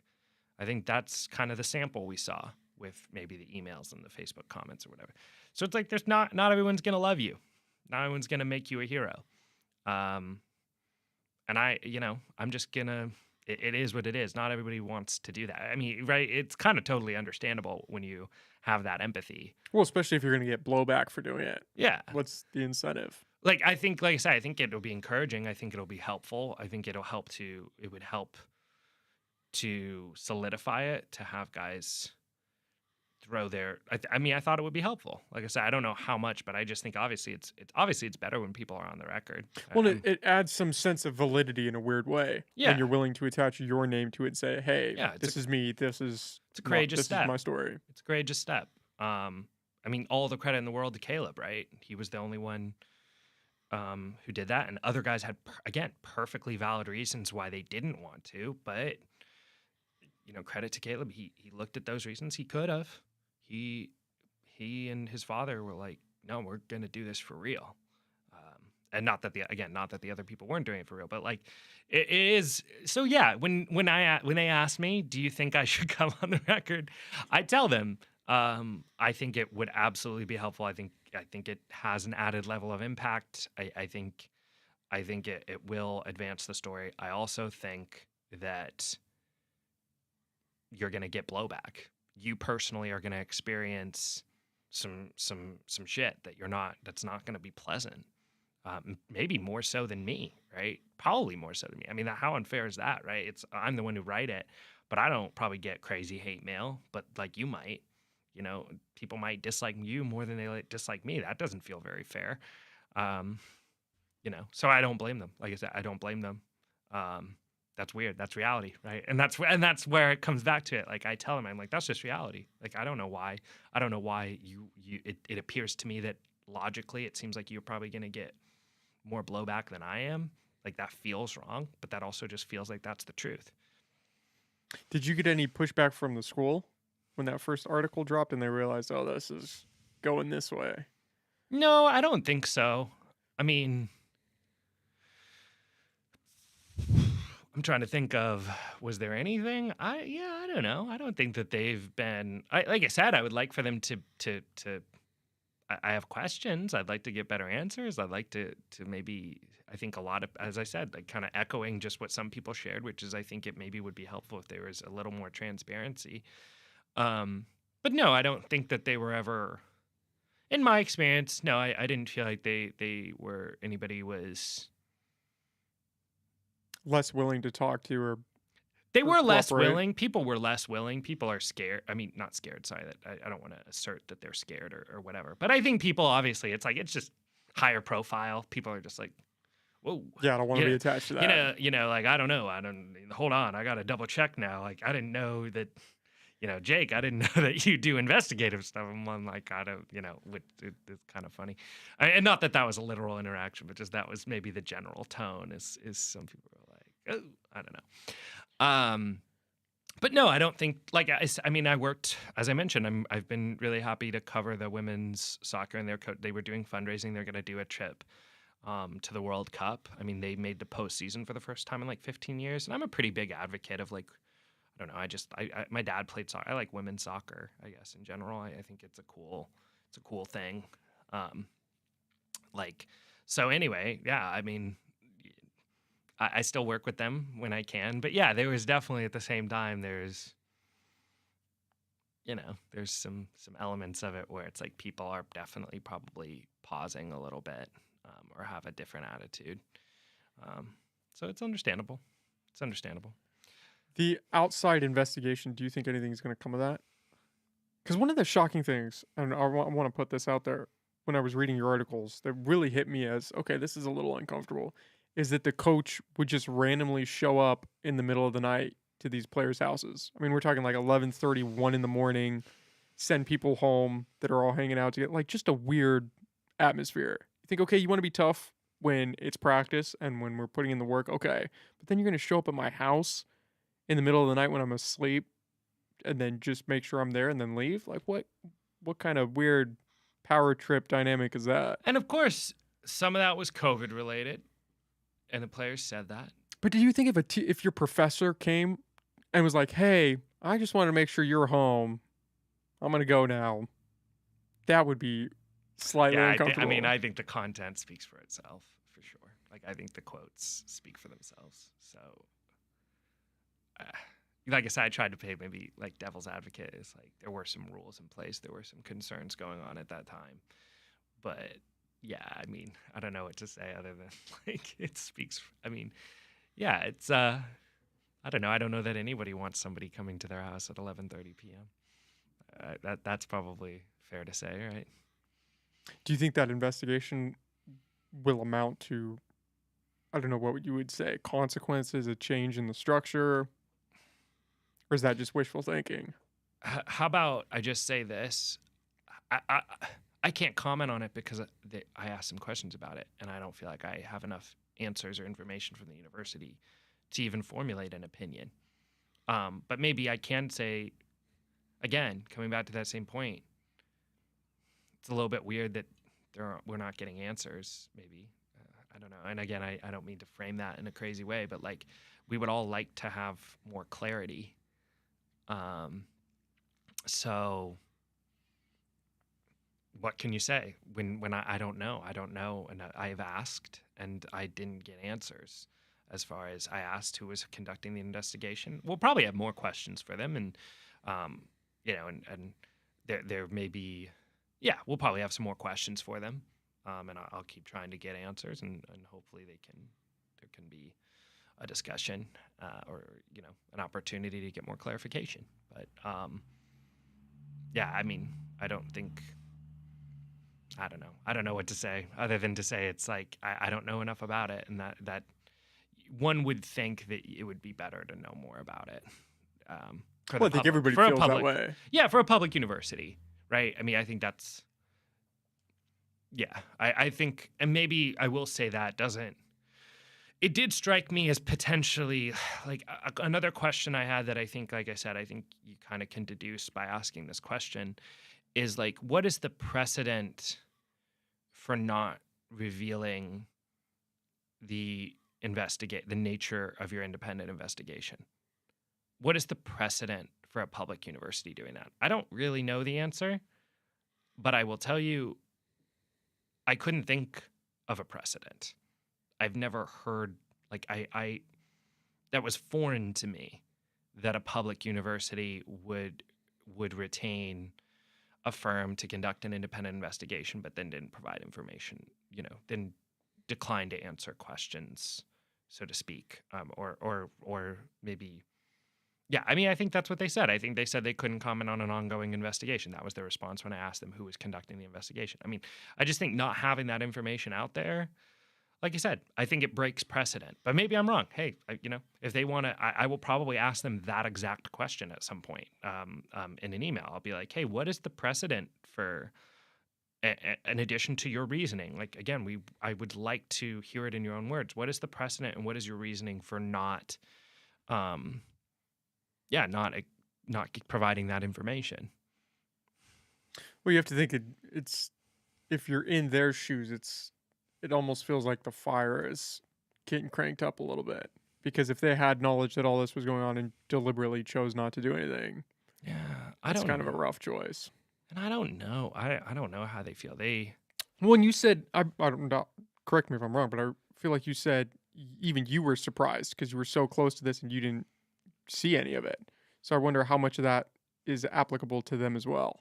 That's, yeah, sure, right? I mean, In some regards, and because they did I go to the empathize athletic with director that. and I stuff. definitely, yeah, like I empathize with that on definitely, where it's like, yeah, like, I mean, that's an important point to make. Again, I really care about being honest about myself, which is saying that, like, I was there every game, and I didn't, strictly speaking, see behavior that crossed a line. I didn't personally witness behavior that crossed a line. Um, or at least not. Yeah, it was borderline. Like, I would say it was borderline, but it was tough to say. Like I said, I mean, I witnessed other coaches do other similarly wacky things. So I think that's on your mind too. Is I don't, there's so much, you're just seeing just the top 10%. And then, like I said, I think the players' accounts help provide, what they had to say provides perspective onto that other 90% that we don't see. Because we only see that top 10% of the surface level of what's going on. But all that to say, yeah, I empathize with people in that athletic department that maybe did not process it or didn't know where it was at or if it had crossed a line. At the same time, though, again, I won't shy away from this because this is a fact. I have an email where I witnessed the email, and again, I asked them, "Can you deny this? Are you saying like this isn't true? Am I looking at a fabricated email?" I mean, I didn't feel like I was, but like I'm looking at these emails where you were notified not just a couple weeks, not just during the end of this, in the second half of this past season, which is where it started, but now I've seen emails from, again, February 2022 from Chris Giordano. I cited it in the article, which explicitly alluded to the idea, to the notion that there was misconduct in the men's basketball program and that he was seeking clarification. He was in that email, February 2021, seeking clarification. And Chris I spoke with Chris, and I don't know that he ever got that clarification. So all I can, and you know what, whatever. All that aside, again, coming back to it, all I know is I can say you were informed. You were informed. And, that's probably as forceful as I'll be because, again, some of it's other people talking, but I like stuff like that because it does allow me to say, I've seen documents that show that it would appear that you were informed and you have not told me anything to the contrary. I've asked, they haven't. So Informed and changed nothing. presumably, I mean, That's so crazy. Also, again, I do wonder. I just always thought that we would have. Maybe a different whole point to this is with like Caleb, and again, I always just feel we're kind of maybe commenting because obviously he could. First of all, Caleb, not to be super partial, or I always want to be impartial to. But if you talk to him, he's obviously an insightful young man. Who has who's got a lot of thoughts and probably has a good head on his shoulders, I would say.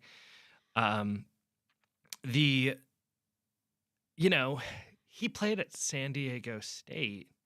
They were in the national championship this past year. even even then, even a year ago, that's a pretty high profile player, right? Like, he's not just a D2 guy. Like, he has an affiliation with a very high profile basketball program.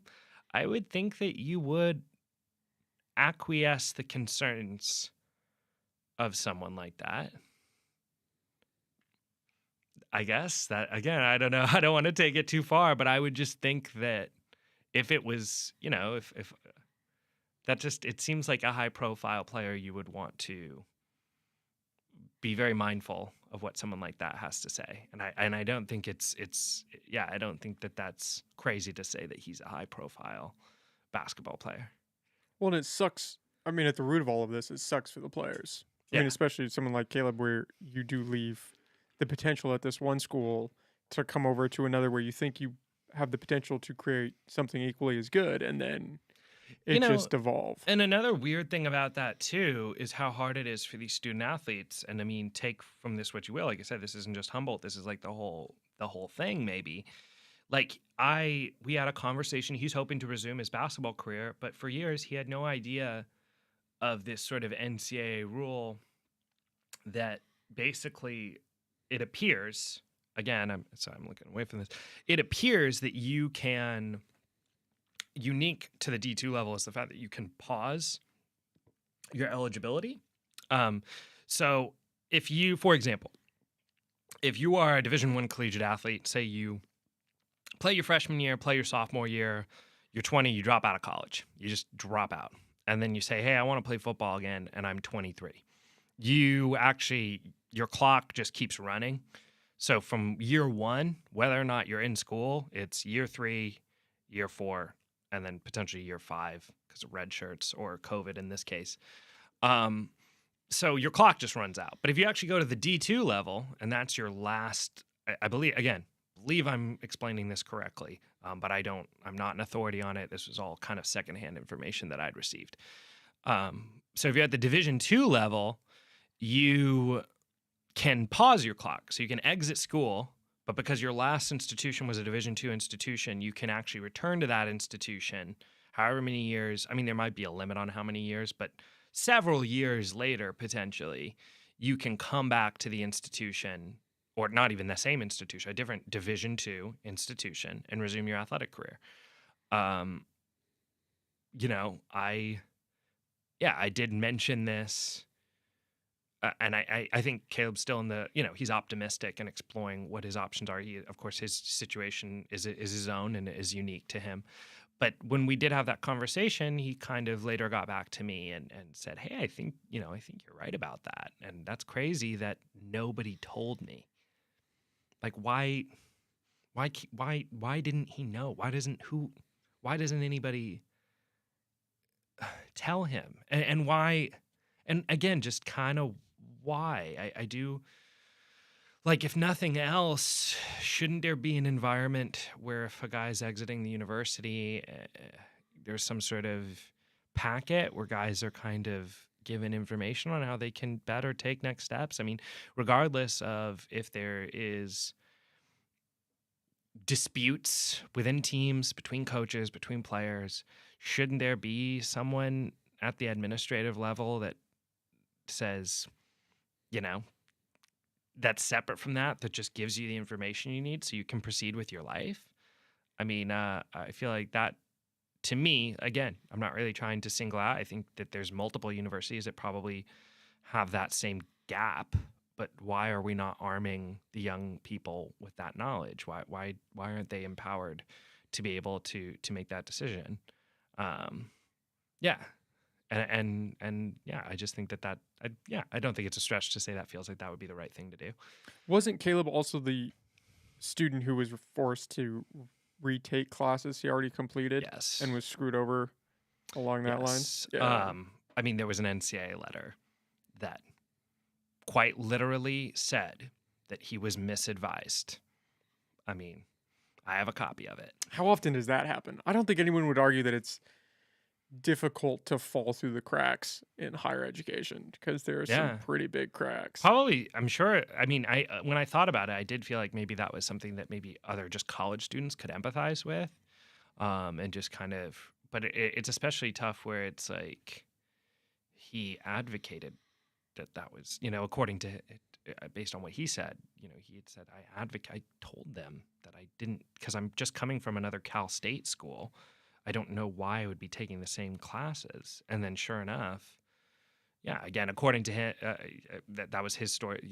He said he was 27 credits behind, based on the courses he took while at Humboldt. Like that was the educational setback. Um, so yeah, I mean, actually, there's some work to be done as far as him resuming his career. I think. I mean, again, don't want to speak too much for him, but I know that that could have been an obstacle as well. Um, yeah, I mean, I don't know. He was not the only person who brought that up, although it didn't really make it into other articles. Yeah, he was not the only person who brought up academic advisement. Um, which is why I probably brought it up. Which is why I brought it up, but I didn't end up quoting some of those other players that had mentioned it. I guess those players, I can say the ones who mentioned it were from this past year's team, that it came up, and maybe not to the same extent, right? But they had concerns. So that was that. Yeah, definitely that was the reason why I made sure that once I had hard evidence, like the NCAA letter, that I made sure that I put that in the article, because I think it's a worthwhile question. What do you think that stems from? Is that a result of them switching to this Cal Poly stage? Is that Oh, I just don't think. incompetence? Yeah, I don't think it had to do with the Cal Poly, because that was when it was still Humboldt State. I mean, maybe that had to do with it, because they were probably initiating that transition. But that's pretty alarming. If they're leading, the people that are supposed to know are giving the students incorrect information and causing them to do something that outrageous as repeat classes that they don't need. Yeah, I mean, I would say, devil's advocate, in their defense, it did seem like there was a lot of confusion around that. Like, it again, with him being a full 20 set, I don't know if that's just a Cal State problem, but whatever, I don't know. I come back to, again, kind of the hard evidence, which is just like, well, when the NCAA is saying that you misadvise people, that seems pretty That's a serious. red flag. That seems like, I mean, I think the question I did ask them, I think, was, what did you guys do in the wake of that, when you were made aware of the misadvisement? How did you remedy, what is your policy sort of moving forward? How do you keep that from happening? And I think they just sent me a list of policy on progress towards degree requirements for the NCAA, I believe was their response. So Humboldt's getting a lot of rough press lately, justly so, but you have the housing situation yeah, that's unfolding and some racist acts, I guess, would you say, back during COVID. It seems like Humboldt is just struggling. I don't know if that's on account of poor leadership. I don't know if they're just trying to find their footing, but it doesn't elicit comfort or a sense that they are on a great direction. yeah,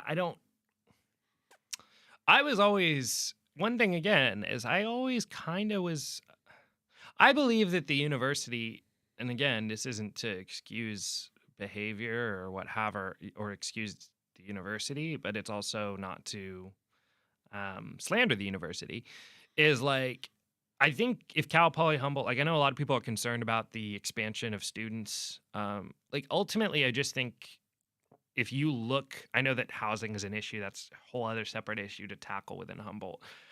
But like, ultimately, a thriving university community is probably good for your economy.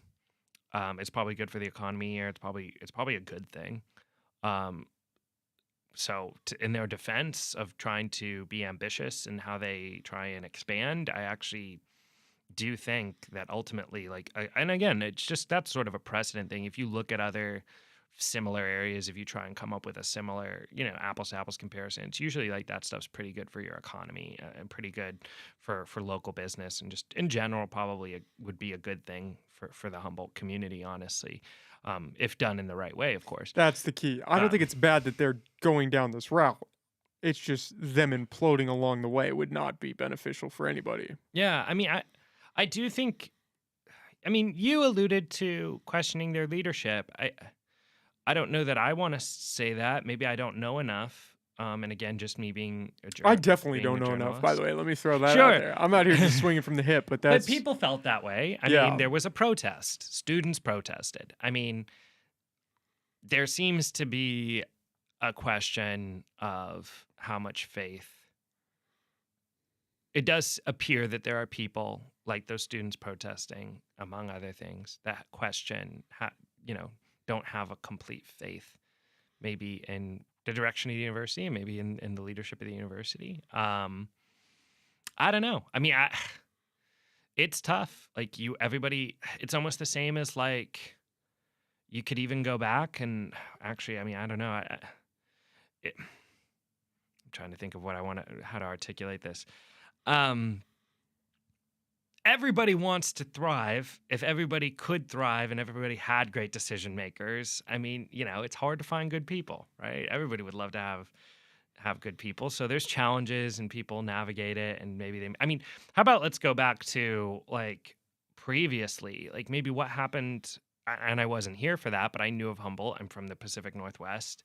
Like, so I knew of Humboldt. Like, why did Humboldt State maybe find itself in what I would say maybe appears to be a decline from up until these past 5 years. So up until I guess losing football 5 years ago in 2018. What led to that? Was that a sound? I don't know that was. I mean, I've heard rumors. This is definitely not anything I'm reporting other than just kind of hearsay and rumors. But I've heard rumors that they really wanted to get football back, and it's like, well, why did you ever get rid of it? If you're now just going to be in the position of trying to bring it back, I mean, and again, that's across multiple administrations. So it's not I don't know that I can say it's any one person's fault. I don't know. I don't know. I don't really know how to even articulate it other than to say that it didn't appear that any one person was responsible for the trajectory of the university. It does feel like it's just been in turmoil for a little while. But ultimately, like I said, I mean, I don't know. That's maybe not my purview. My purview is just to report on reality, and what the reality is as far as what I know is that these players we're talking about, spoke about a culture of dysfunction. Well, it's an important story, and I think you did a good job Well, covering it for yeah. whatever that's worth. I mean, thanks. I think it'll be interesting to see what happens moving forward. Yeah, I mean, I think. Yeah, we don't know. There will be. I did even want to maybe say that these first three, there probably will be a different schedule. I know each of them had come out on a Sunday, so they were sort of weekly. We'll probably be pausing that, so there probably won't be one. Probably won't be one this next Sunday. And mostly I'd gotten through. There's more material. There's more stuff that could be reported, but probably needs more work. So I think we've gotten it so far. Everything that's out there is all that I wanted to get out there. But yeah, there's still more. So there's a lot we haven't covered. There's a lot we have covered, so that's interesting. But it'll be good. I mean, and that's why I wanted to come and speak with you this week. I knew that I kind of had an idea that we'd get through the first. There would be 3 articles, and then after the third one, it would probably be a pause and then reevaluate what the next steps would be. But like I said, it's not really. One thing that's interesting is it's not a result of a lack of material or stuff that wouldn't be new. So it's an interesting position to be in. What's the pause a result of? Just the necessity to dig through it more? One aspect of it is that there is some other very serious stuff. There is some other very serious stuff that needs to be the details need to be clear. We need it can't be done halfway.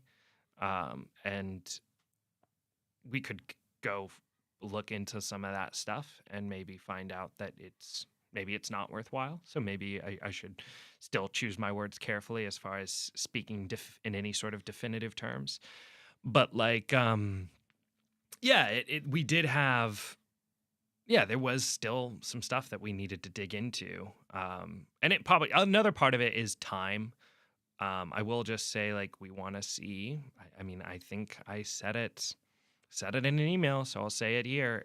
We would like to see, as a newspaper, I would like to see as a reporter, their expense reports. They're a public and funded institution, and I would like to see how they spent their money. So it takes some time to get those records, but I imagine that eventually we will receive those records, hopefully, in the interest of the California Public Records Act and the Freedom of Information Act, that we would be able to see that stuff. Um, but yeah, like we need to, so that's kind of where it's at. It's like there's still some stuff where the picture, you need to present a complete picture. I mean, hopefully the articles that have been, they come across as a mostly complete picture and not something that was, I mean, there is other stuff that could be included, but that's our, but yeah, there is other issues that need to be looked into. So it's not even just like, oh, there's one more. It's like, no, I mean it. And like I said, maybe I look into it and I say, hey, there's not enough. And so we can't ever, that can't go. That's not ready. That needs more time in the oven or whatever. But like, at the same time, I do think that there's about 4 other, I don't even want to put a number on it, but there's multiple other articles that could potentially be written. Of a pretty substantial weight. Of a pretty substantial weight. Yeah. Yeah. It's not a comforting feeling, man. It's yeah, it's not great, right? Yeah, I mean, it's weird. It's weird to kind of be sitting here and talking in secretive terms, but I want to be fair. Like I said, all that I mean, of course, there's considerations, legal and just responsibility and being fair. But yeah, it's serious stuff. It needs to be looked into. There's other things that need to be looked into, and that a decision has to be made about how that's going to be characterized and yeah, I mean, and there's I couldn't even narrow it down to one type. There's sort of a lot of implications that need to be maybe ruled out. Like I said, maybe they need to be ruled out, and you say, all right, actually, there's not enough there. We're not going to comment on that, or we're not going to publish on that. Then maybe you look into it, and then there's something there, and then you have to do your due diligence and present that information to the public, and give them a complete picture of what is out there. Well, I'm excited to see what comes of that for you. Yeah. And where it goes. Yeah. I mean, what was I gonna say? Feels like maybe we're wrapping up. I don't know if you want to go. I don't know how long we've been going. We put in some time. We're almost at 2 hours here. Oh, are we? Yeah. Jeez. I know time flies. You come into this room and it's like, what's happening? Yeah, I mean, I think the last thing I do maybe, yeah, like it is just interesting, I guess, to come back to it is just to give them the response. I think has been, I get these calls and people are supportive, which is cool. But I think at the end of the day, like I said, I think the best, personally, maybe my opinion, is the best thing is for, Cal Poly Humboldt to be thriving and to be doing well. Like I said, I think the expansion, if done in the right way and with the right considerations, could be really good for this community. But I do think that there's a lot of questions that so far haven't been answered.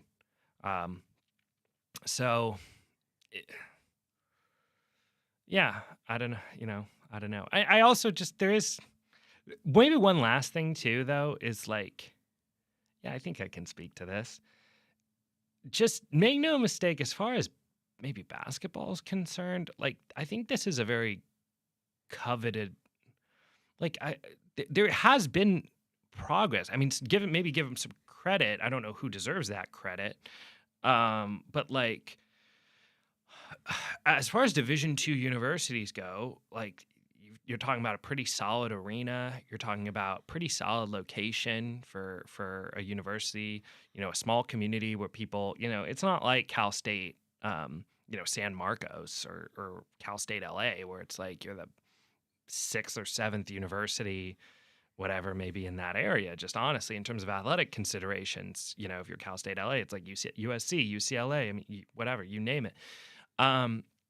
So there's a real potential, I would say, and I've said this to the athletic department in earlier conversations in the past, just of trying to be encouraging. Like, there's real potential to build something there.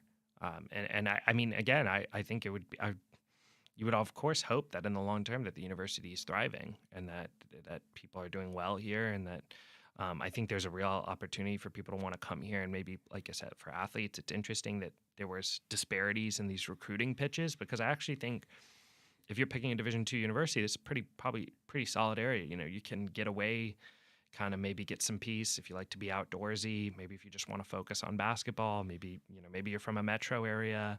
You know, there's a lot of appeal and a lot of potential there. Um, and so, obviously, hopefully, all the best. But then it's also, we have unanswered questions, and unfortunately, I'm not sure that I'll be able to find all the answers. I think the university maybe has the answers. Maybe they don't, but I think there's questions that still have to be asked. And questions that they still need to answer is what we're looking at.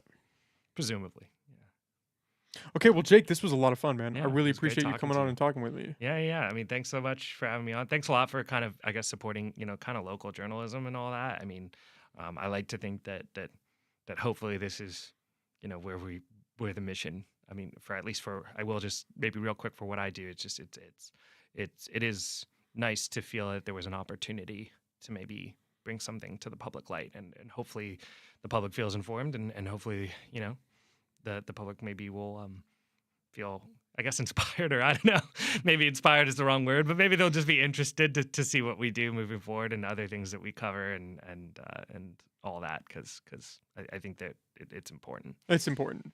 Good journalism is very important. Yeah, obviously I think so. I mean, Yeah, yeah, little biased, yeah, but- I'm probably pretty biased, but yeah, obviously, yeah, I like to think so.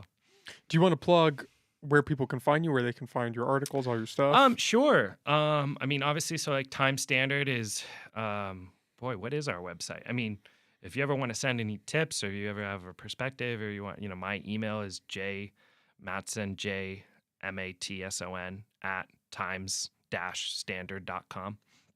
I think our website is just times-standard.com. I'm literally gonna look it up. I'm like, is there the dash? I'm like, yeah, it is. It's times-standard.com. And then, yeah, I don't know. I guess also I'm kind of cursorily on Twitter, I guess, as many journalists are, but so it's just @Jake Matson. But a lot of that might be me. We could have a whole separate conversation, me talking about the NBA or the NFL, where I just am spouting off my nonsense sports opinions. So, but yeah, I think the main thing though is, yeah, it's, it's the Time Standard, and that's it. And, but yeah, you can follow me as well if people are interested in my work and whatever else I do.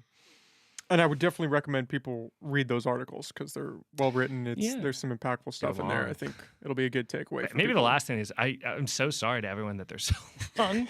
I realize they're long, but it was amazing to go through that process, and you're just like, what do you even cut? Because there's so much. Like I said, there is so much on the cutting room floor. There is so much that we didn't use, that we left out. It's astonishing that even after that, it's like, I think just short of like 2,750 words. It's like, so yeah, if you take the time to read it, like literally, thank you. I promise that, like, I don't, I know that you're taking some time. So anyone who takes the time and gives the attention to it, like literally authentically, thank you. I know that's a commitment. Okay. Well, Jake, this was great, man. Really, Awesome. we'll do